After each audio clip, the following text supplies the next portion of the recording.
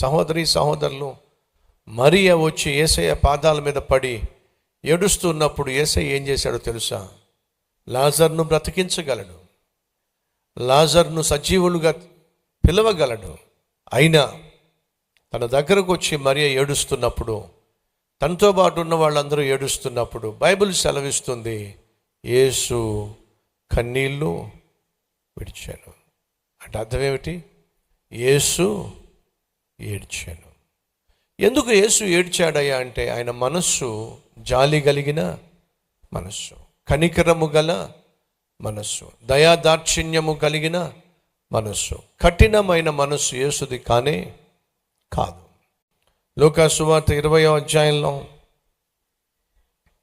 రక్షింపబడని, వాక్యానికి లోబడని యెరూషలేము పట్టణమును చూచి 41వ వచనము, 19వ అధ్యాయము 41వ వచనము, ఆయన పట్టణమును సమీపించినప్పుడు దానిని చూచి దాని విషయమై ఏడ్చి, యేసుక్రీస్తు ఏడ్చాడటండి.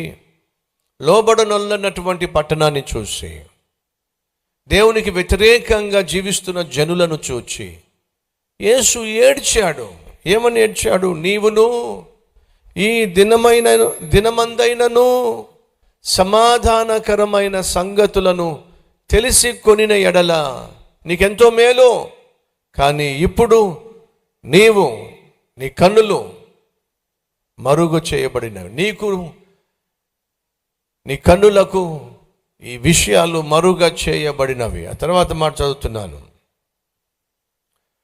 నిన్ను దర్శించిన కాలమున, ప్రభువు నిన్ను దర్శించిన కాలమున నీవు ఎరుగకుంటివి గనుక. దేవుడు వచ్చాడు, రక్షకుడు దిగి వచ్చాడు, మెస్సయ్య వచ్చేశాడు. కానీ యెరూషలేము పట్టణస్థులు అర్థం చేసుకోవటంలా, ఆయన్ని అపార్థం చేసుకున్నారు. ఆయన్ని అబద్ధికుడు అన్నారు, ఆయనను అపవిత్రాత్మ పట్టినవాడు అన్నారు, దయ్యం పట్టినవాడు అన్నారు, దయ్యములకు రాజు అన్నారు. అయ్యో, దేవుడే దిగి వచ్చి నిన్ను దర్శిస్తూ ఉంటే కళ్ళు మూసుకున్నావేమిటి? దేవుడే దర్శించి నిన్ను రక్షించాలని ఆశపడుతూ ఉంటే నువ్వు లెక్క చేయలేదేమిటి? ప్రభువు దర్శించిన కాలమున నువ్వు ప్రభువును ఎరుగకుంటివి గనుక. ఏమంటున్నాడు? నీ శత్రువులు నీ చుట్టూ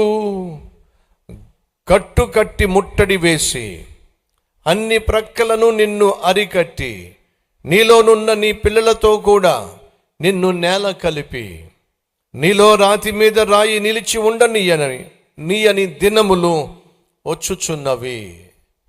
ఎస్, వచ్చేసినాయి.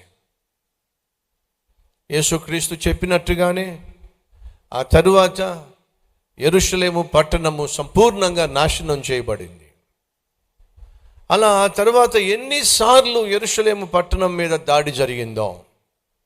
యెరూషలేము పట్టణానికి వెళితే నెహెమ్యా తిరిగి కట్టించినటువంటి గోడలు మీకు కనిపిస్తాయి. అక్కడ ఆ గోడలకు పడినటువంటి రంధ్రాలు మీకు చూపిస్తారు. తుపాకీతో కాల్చినటువంటి రంధ్రాలు ఎన్ని కనిపిస్తాయో, బాణాలు తాకినటువంటి రంధ్రాలు ఎన్ని కనిపిస్తాయో. ఎందుకని యెరూషలేము పట్టణము అంతగా దాడికి గురైన కారణం తెలుసా?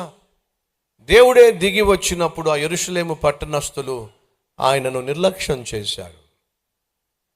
దేవుణ్ణి నిర్లక్ష్యం చేస్తున్న, ఆయన ప్రేమను నిర్లక్ష్యం చేస్తున్నటువంటి ప్రజలను యేసు చూసినప్పుడు ఏం చేశాడు చెప్పండి? ఏడ్చాడు, కన్నీళ్లు కార్చాడు. మరియాతో పాటు ఉన్న సిస్టర్స్ అనగా సహోదరులు ఏడుస్తున్నప్పుడు యేసుక్రీస్తు ఏడ్చాడు.